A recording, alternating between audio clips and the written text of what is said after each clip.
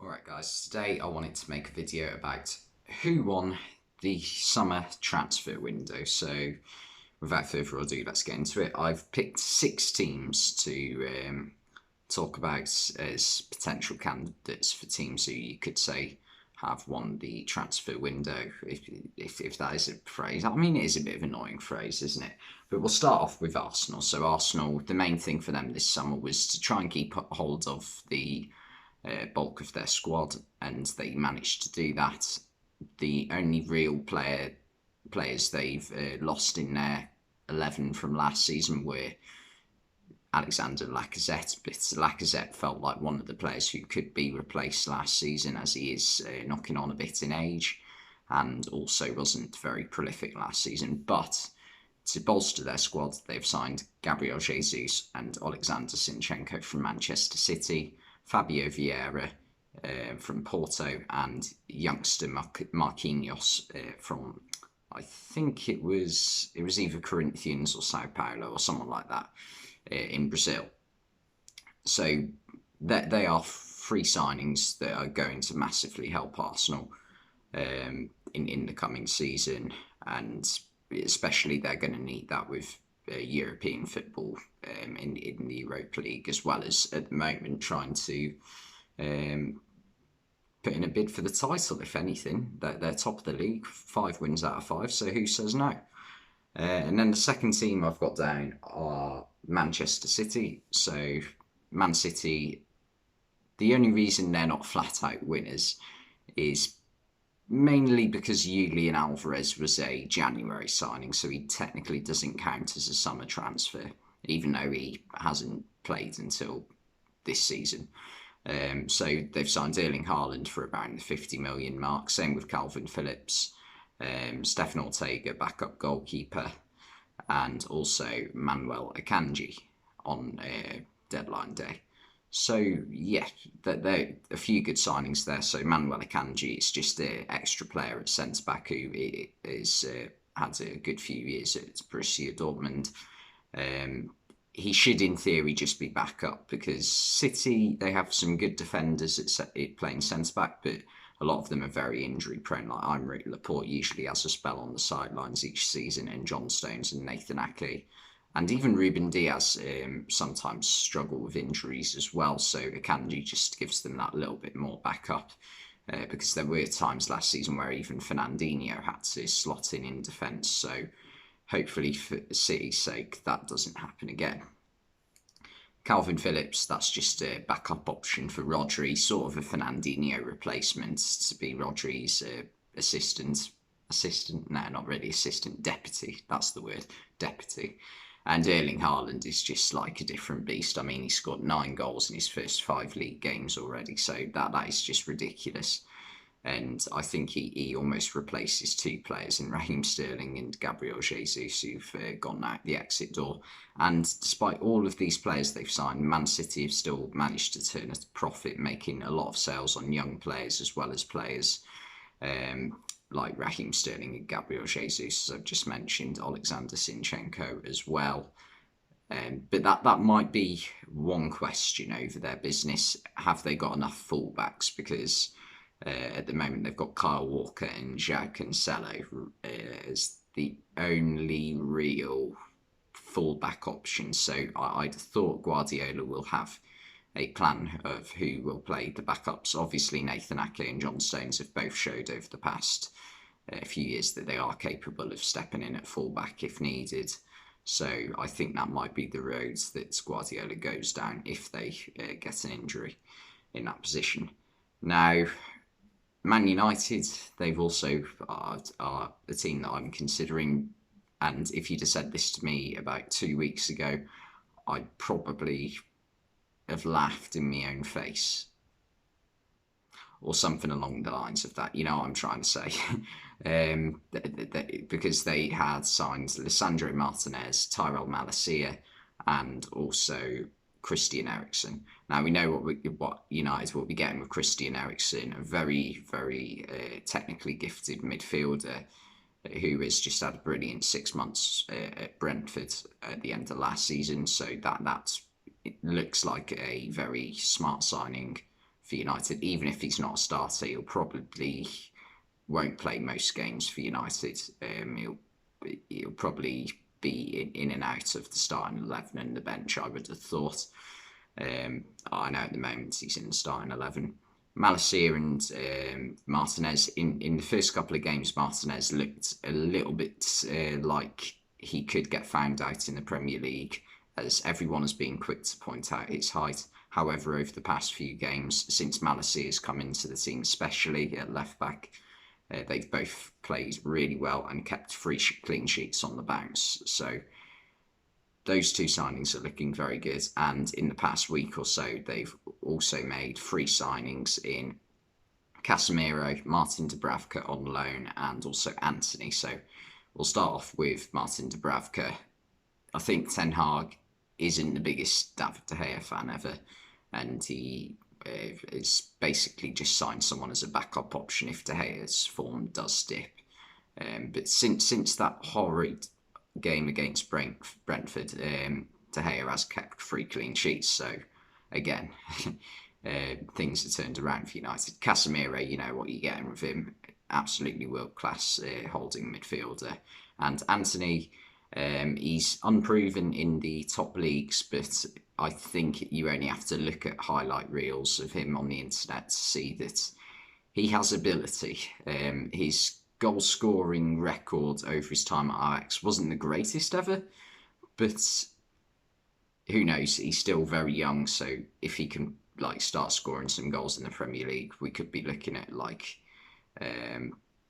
one of the future stars of football if Manchester United continue in their current direction under Erik Ten Hag over the past few weeks. But yeah, so United, it's looking like a good window. They've also managed to clear a lot of the dead wood that they had in players like Paul Pogba, Jesse Lingard, Juan Mata, Edinson Cavani, and Eric Bailly's gone out on loan, Dean Henderson's gone out on loan. So there's been a bit of a clear out as well on players that weren't getting a lot of game time. So that should also be quite good for Man United. And Nemanja Matic as well. It was another one I forgot.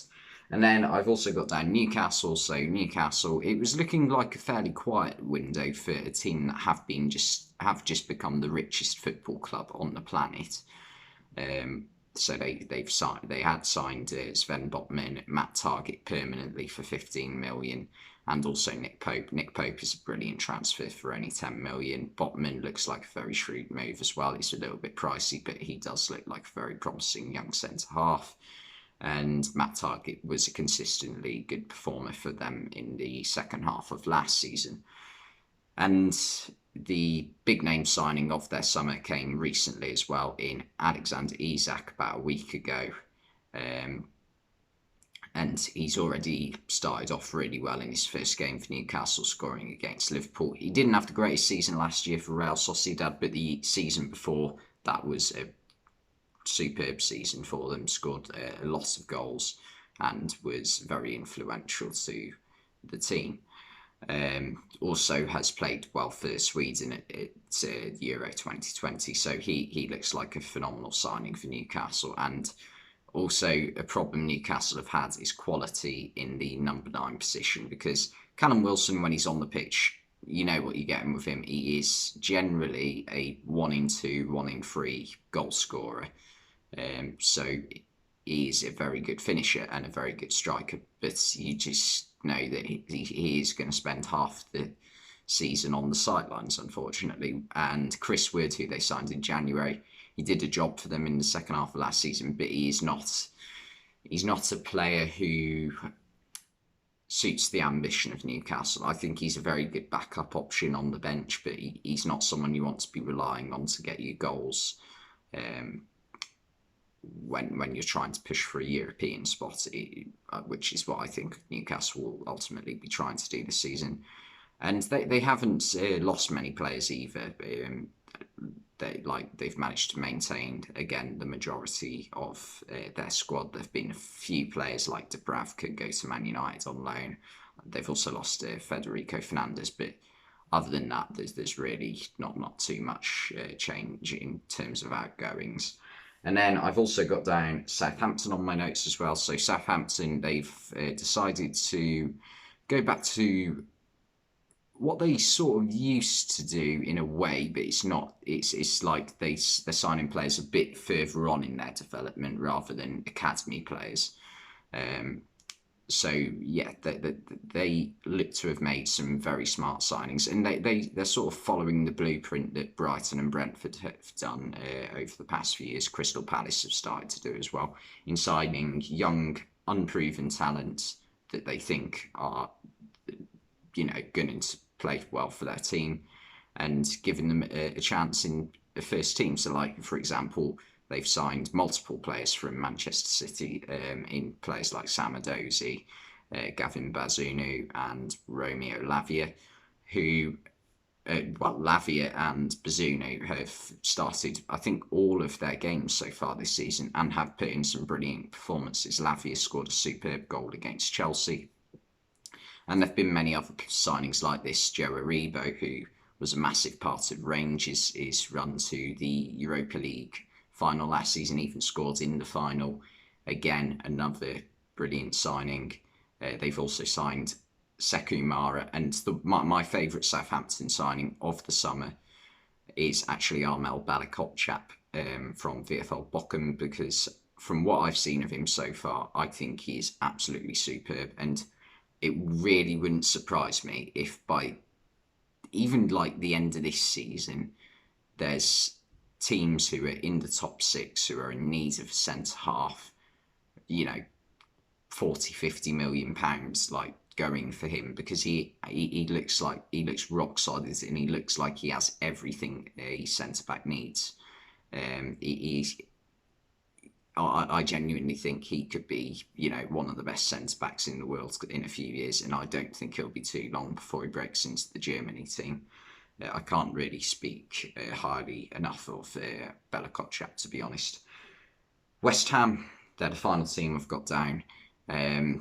They've spent a lot more money than people would think if you ask them what they think of their transfer window. They've spent about £180 million on players, and that includes players like Naeth Aged, who is unfortunately injured for the first few weeks of the season, so we haven't seen him yet in a West Ham shirt.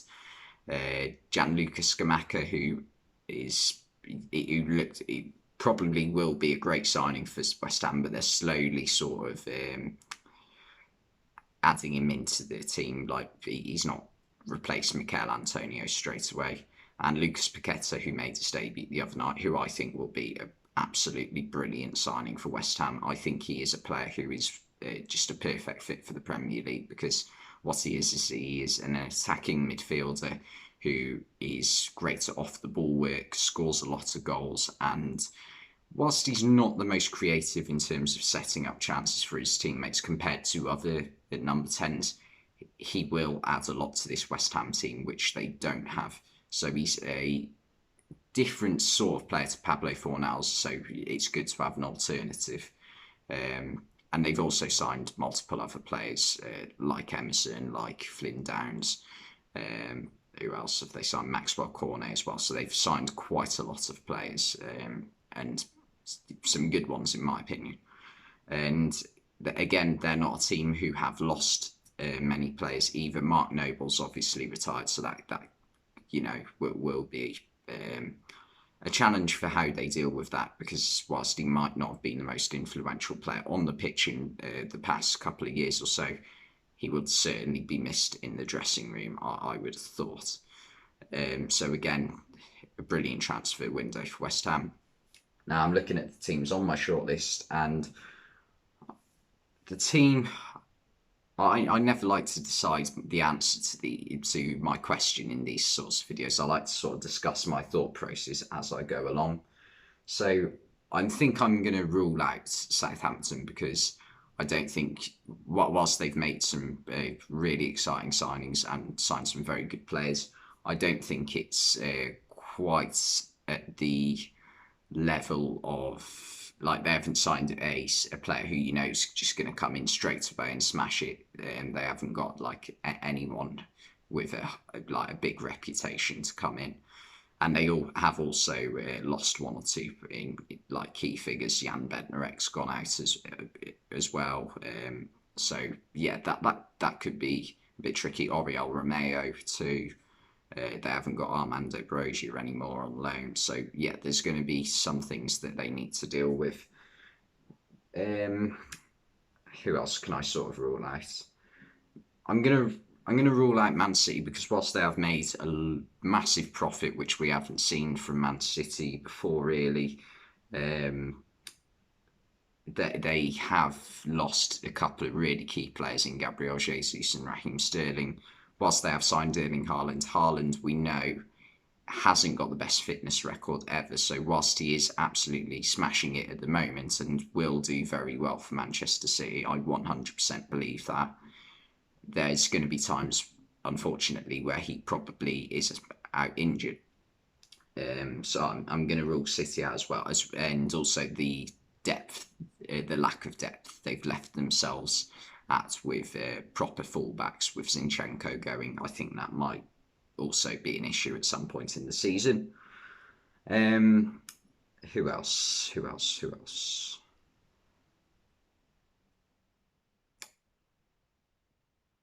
It's very tricky with the four I've got remaining. So I've left Arsenal, Man United, Newcastle, and West Ham. I'm going to rule out Man United because I think the one thing they definitely needed was they needed a striker and they couldn't get rid of Cristiano Ronaldo, which is something I think they need to do. Move to just to move forward. I don't think Ronaldo is like a virus to the club or what some people are saying, but I just think you want players who are going to be happy to play for the club, and I'm not sure he will be if he isn't, playing in United's biggest games, because I don't think he will be, because he isn't the player. He isn't a modern day forward. He doesn't do the running off the ball, unfortunately, but that's not down to him as much. It's more down to at the stage he's at in his career. Like he's probably played, I'd imagine, 1,000 games of football in like at the professional level. So you can't really expect his body to work the way a 25-year-old striker who's played 200 or 300 games does. So yeah, so I'm going to rule them out. Newcastle, I might also rule out because they haven't quite bought as many players as I thought they would have, because although Matt Target is a signing, it's not really a new signing, is it? It's what they had last season.